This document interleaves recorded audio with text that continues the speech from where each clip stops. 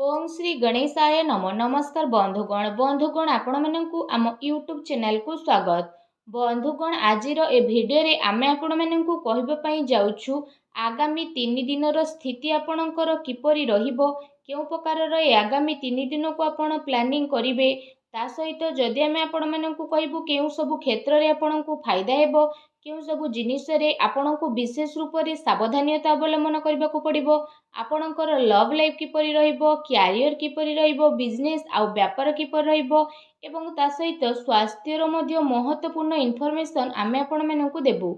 आउ ए वीडियो शेष रे आमे आपण मानकु किछि उपाय विषय मध्य कहिबु, जहा द्वारा आपण ए दिन को आहुरी अधिक शुभ और मंगलदायक सब्यस्त करि परिबे।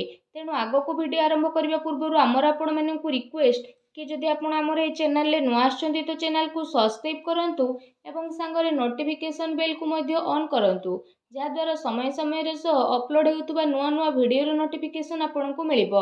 आसंतु जानिबा किपरि रहइबो ए आगामी 3 दिन आपनक पई विशेष भाबरे। जदि आमे आपण मानकु विशेष रूप रे कहबु, सबुठारु प्रथमे कहबु कि कोन आपनक पई ए 3 दिन रे पॉजिटिव रहबा पई जाउछि। जदि कहबा तो फ्रेंड्स, ए दिन रे प्रकृति आपनकु भरपूर साथ प्रदान करिबो। कौनसी लाभदायक एवं महत्वपूर्ण समाचार मिलिबा कारणरू आपण निजे निजकु आत्मबल एवं भावनात्मक रूप से बहुत अधिक सशक्त अनुभव करिवे।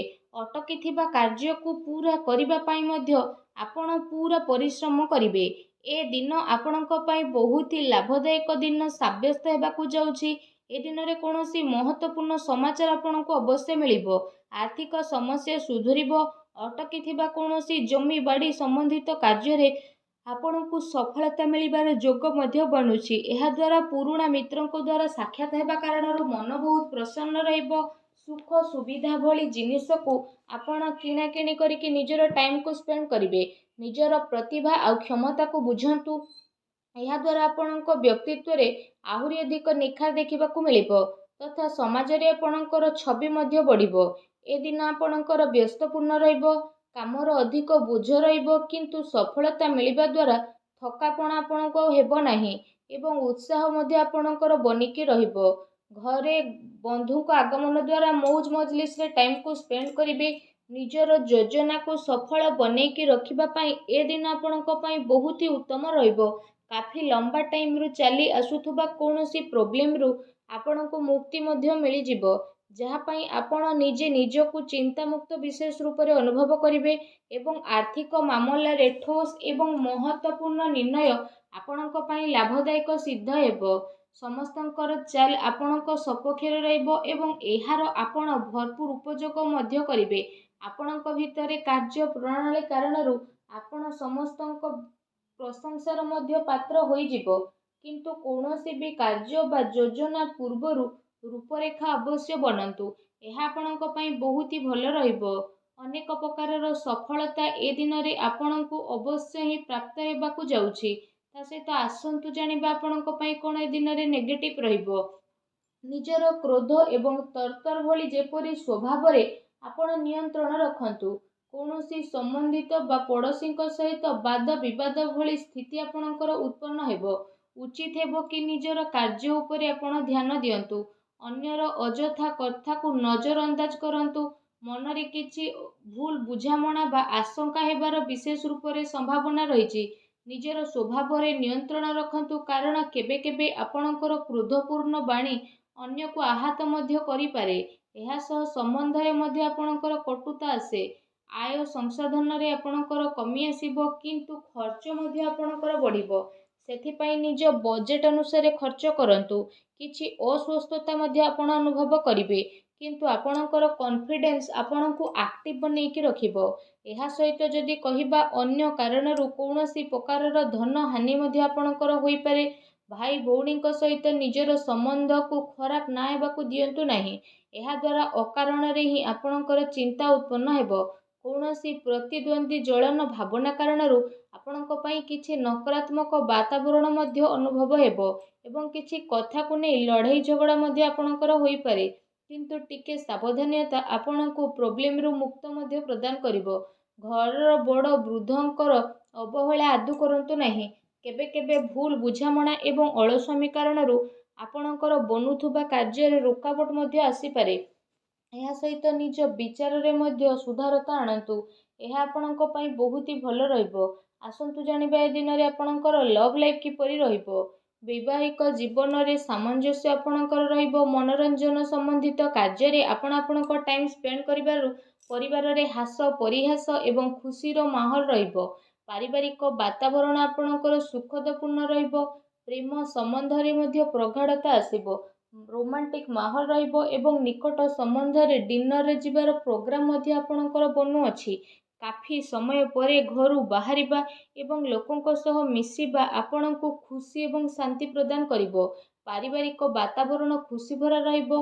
ଘରର ସମସ୍ତ ସଦସ୍ୟ ଜଣେ ଆଉ ଜଣଙ୍କ ସହିତ ଟାଇମକୁ ସ୍ପେଣ୍ଡ କରିବେ। ବାହାର ସମ୍ବନ୍ଧୀୟଙ୍କ ସହ ସାବଧାନ ରୁହନ୍ତୁ। ଏହାଦ୍ୱାରା ମାନହାନି ହେବାର ସମ୍ଭାବନା ରହିଛି। ପରିବାରର ଗତିବିଧି ଆପଣଙ୍କ ଉପରେ ଦେଖା ମଧ୍ୟ ଯିବ। କାହିଁକି ନା କାମର ବ୍ୟସ୍ତତା ପରେ ଆପଣ ପରିବାରକୁ ଟାଇମ୍ ଦେଇପାରିବେ ନାହିଁ। ସେଥିପାଇଁ ଆପଣ ସେମାନଙ୍କ ପାଇଁ କିଛି ଟାଇମ୍ ଅବଶ୍ୟ ବାହାର କରିକି ରଖନ୍ତୁ।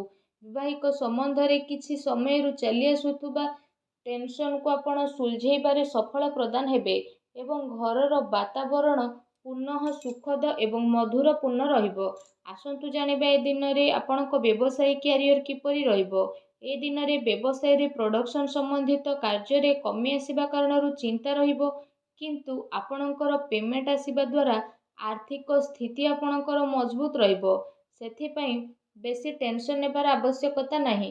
ଉଚ୍ଚ ଅଧିକାରୀଙ୍କ ସହଯୋଗ ଆପଣଙ୍କୁ ଆପଣଙ୍କ କାର୍ଯ୍ୟରେ ସଫଳତା ପ୍ରଦାନ କରିବ। ତା ସହିତ କୌଣସି ବଡ଼ ଧରଣର ଅର୍ଡର ମିଳିବାର ମଧ୍ୟ ଯୋଗ ବନୁଛି।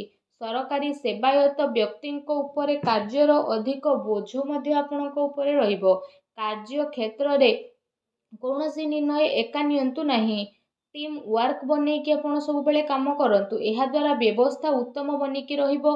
ଆର୍ଥିକ ମାମଲାରେ କାହା ଉପରେ ଅଧିକ ଭରସା କରନ୍ତୁ ନାହିଁ, ନା କୌଣସି ପ୍ରକାରର ସମଝୋତା କରିବେ। ବ୍ୟବସାୟିକ କ୍ଷେତ୍ରରେ ଆପଣଙ୍କୁ ଆପଣଙ୍କର ପରିଶ୍ରମର ଅନୁରୂପ ବହୁତ ଭଲ ପରିଣାମ ମଧ୍ୟ ହାସିଲ ହେବ। ଏ ଦିନରେ ଆପଣଙ୍କୁ ଆପଣଙ୍କ ଭାଗ୍ୟର ଅଧିକ ସହଯୋଗ ମିଳିବ। ଚାକିରି ପେଶା ବ୍ୟକ୍ତି କୌଣସି ସରକାରୀ ମାମଲାରେ ଫସି ମଧ୍ୟ ପାରନ୍ତି, ତେଣୁ ସାବଧାନ ରୁହନ୍ତୁ। ବ୍ୟବସାୟିକ ପରିସ୍ଥିତି ଆପଣଙ୍କର ଅନୁକୂଳ ରହିବ। ନିଜର ପୁରା ଧ୍ୟାନ ବିଜନେସରେ କେନ୍ଦ୍ରିତ କରନ୍ତୁ।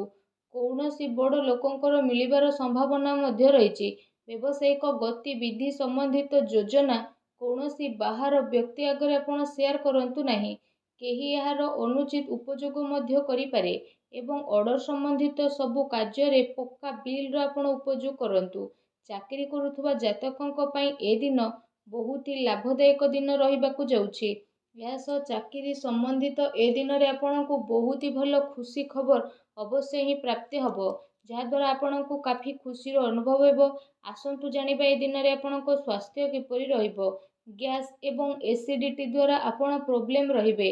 ଖାଦ୍ୟପେୟରେ ସଂଯମତା ରଖନ୍ତୁ। ବ୍ୟବସ୍ଥିତ ଦିନଚର୍ଯ୍ୟା ରଖିବା ପାଇଁ ଆପଣଙ୍କୁ ଆବଶ୍ୟକ ରହିଛି।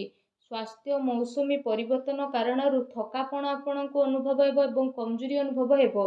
ନିଜର ଇମ୍ୟୁନିଟି ସିଷ୍ଟମକୁ ଷ୍ଟ୍ରଙ୍ଗ କରନ୍ତୁ। ତା ସହିତ ନିଜ ସ୍ୱାସ୍ଥ୍ୟକୁ ଆହୁରି ଅଧିକ ଭଲ ରଖିବା ପାଇଁ ଆପଣ ପ୍ରତ୍ୟେକ ଦିନ ଯୋଗ କରନ୍ତୁ, ବ୍ୟାୟାମ କରନ୍ତୁ ଏବଂ ସୁସ୍ଥ ରୁହନ୍ତୁ। ଆସନ୍ତୁ ଜାଣିବା ଆଜି ଆପଣଙ୍କ ପାଇଁ କ'ଣ ବିଶେଷ ଉପାୟ ରହିଛି। ଏ ଦିନରେ ଆପଣ ବିଶେଷ ରୂପରେ ସ୍ନାନ ଆଦି କରିସାରିବା ପରେ ନିଜର ଶ୍ରଦ୍ଧା ଅନୁସାରେ, ନିଜ ସାମର୍ଥ୍ୟ ଅନୁସାରେ ସବୁଜ ମୁଗର ଦାନ ଭଗବାନ ଶ୍ରୀ ଗଣେଶଙ୍କୁ ସ୍ମରଣ କରିକି କରନ୍ତୁ। ଏପରି କରିବା ଦ୍ୱାରା ଭଗବାନ ଶ୍ରୀ ଗଣେଶଙ୍କ କୃପା ପ୍ରାପ୍ତ ହେବ ଏବଂ ଆପଣଙ୍କ ଜୀବନର ସବୁ ଦୁଃଖ କଷ୍ଟ ଦୂର ହେବ, ସବୁ ବାଧାବିଘ୍ନ ମଧ୍ୟ ଦୂରେଇ ଯିବ। ଆଶା କରୁଛି ଆଜିର ଭିଡ଼ିଓଟି ଆପଣଙ୍କୁ ଭଲ ଲାଗିଥିବ। ଭିଡ଼ିଓଟି ଭଲ ଲାଗିଥିଲେ ଭିଡ଼ିଓଟିକୁ ଲାଇକ୍ କରନ୍ତୁ। ଆଉ ଯଦି ଚ୍ୟାନେଲରେ ନୂଆ ଆସିଛନ୍ତି ତ ଚ୍ୟାନେଲକୁ ସବସ୍କ୍ରାଇବ୍ ମଧ୍ୟ କରନ୍ତୁ। ଧନ୍ୟବାଦ।